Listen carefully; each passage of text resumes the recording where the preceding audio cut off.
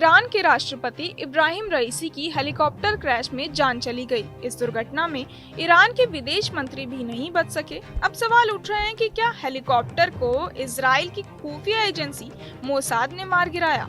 ये सवाल इसलिए उठ रहे हैं क्योंकि ईरान और इजराइल के रिश्ते इन दिनों सबसे खराब दौर से गुजर रहे हैं। इजराइल पर हुए हमास के हमले को लेकर दोनों देश पहले से ही आमने सामने हैं और अब जिन हालात में रईसी का हेलीकॉप्टर क्रैश हुआ है वो सवालों के घेरे में आ गया है।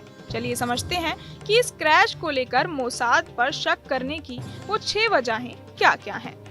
इस वारदात के पीछे कोई साजिश हो या ना हो, सोशल मीडिया से लेकर अलग अलग प्लेटफॉर्म्स पर लोग इब्राहिम रईसी की मौत को लेकर इजरायली खुफिया एजेंसी को शक भरी निगाहों से देखने लगे हैं। वजह नंबर 1, इजराइल ईरान के खट्टे रिश्ते। सोशल मीडिया प्लेटफॉर्म एक्स पर कई पोस्ट को देखने पर नई बात सामने आई जिनमें रईसी के हेलीकॉप्टर क्रैश को लेकर सवाल उठाए जाने लगे हैं। दावा किया जा रहा है कि प्रेसिडेंट के हेलीकॉप्टर को स्पेस लेजर तकनीक के सहारे जमींदोज कर दिया गया। असल में ईरान फिलिस्तीनी आतंकी संगठन हमास का समर्थक रहा है और सिर्फ समर्थक ही नहीं रहा बल्कि इजराइल पर हमले के लिए उसने हमेशा ही हमास को हर तरह से मदद पहुंचाई है। और तो और पिछले साल 7 अक्टूबर को हमास की ओर से इजराइल पर किए गए हमले में भी ईरान का हाथ होने की बात कही गई थी, जिसके बाद इजराइल और ईरान के बीच तनातनी भी काफी ज्यादा हो गई। ऐसे में इस हादसे के पीछे बहुत से लोगों को इजराइल का हाथ नजर आने लगा है। ऐसा इसलिए भी है क्योंकि इजरायली खुफिया एजेंसी मोसाद ऐसे खतरनाक और खुफिया ऑपरेशन के लिए पूरी दुनिया में जाना जाता है। वजह नंबर 2, इजराइल विरोधियों को ईरान की शह। अभी हेलीकॉप्टर क्रैश को लेकर ठीक ढंग से तफ्तीश की शुरुआत भी नहीं हुई, लेकिन आतंकी संगठन हिजबुल्लाह के प्रमुख हादी नसरुल्लाह ने कह दिया है कि अगर रईसी की मौत के पीछे इजराइल का हाथ सामने आया तो वो दुनिया का नक्शा ही बदल देगा। वजह नंबर 3, अजरबैजान के करीब हादसा।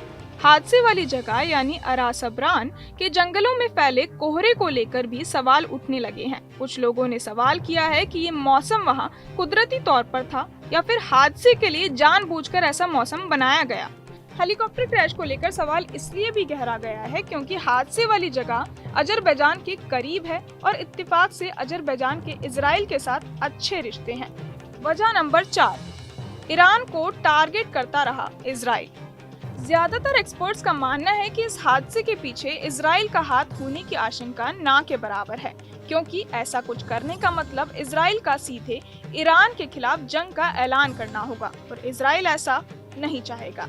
एक्सपर्ट्स बताते हैं कि इजराइल ईरान में मिलिट्री और न्यूक्लियर साइट्स को टारगेट पर लेने की कोशिश करता रहा है, लेकिन हाई प्रोफाइल लोगों, राजनीतिक शख्सियतों को वो सीधा निशाना बनाने से बचता है।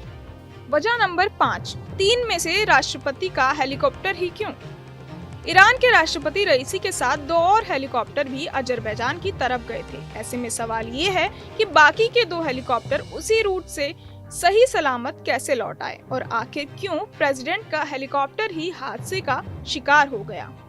वजह नंबर 6, इजराइल की अप्रैल वाली एयर स्ट्राइक। अप्रैल के शुरुआती दिनों में सीरिया की राजधानी दमिश्क में इजराइल की तरफ से किए गए हवाई हमले में ईरान के ब्रिगेडियर जनरल मोहम्मद रेजा समेत एक और अफसर की जान चली गई थी। रेजा ईरान के इस्लामिक रिवॉल्यूशनरी गार्ड कॉर्प्स के सीनियर कमांडर थे, जिसके बाद दोनों देश एक तरह से आमने सामने आ गए थे। किसी भी मौके पर हालात बद से बदतर हो सकते थे, लेकिन गनीमत रही कि तब मुश्किल टल गई। अब जिस तरह से यह हादसा हुआ तो ईरानी और उसके हिमायती लोग एक बार फिर से इजराइल पर शक करने लगे हैं। जाहिर है ईरान के प्रेसिडेंट की हेलीकॉप्टर क्रैश में मौत को लेकर शक की इन वजहों को हवा में नहीं उड़ाया जा सकता।